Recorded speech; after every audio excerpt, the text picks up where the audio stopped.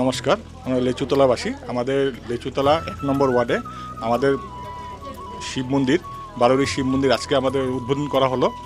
আজকে আমাদের সারা রাত্র পুজো হবে, কালকে আমাদের প্রসাদ বিতরণ হবে। তার সাথে সাথে আমরা বঙ্গাইয়া টাইপসকে অনেক ধন্যবাদ জানাচ্ছি।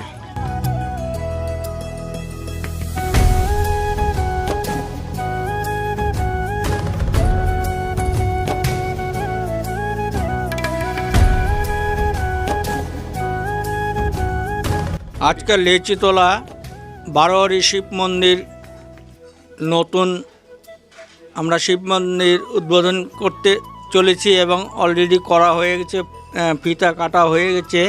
আজকে ঠিক 9 ঘটিকায়, রাত 9 ঘটিকায় আমাদের পূজা আরম্ভ হবে। সারা লেচুতলাবাসীদেরকে ধন্যবাদ জানাচ্ছি।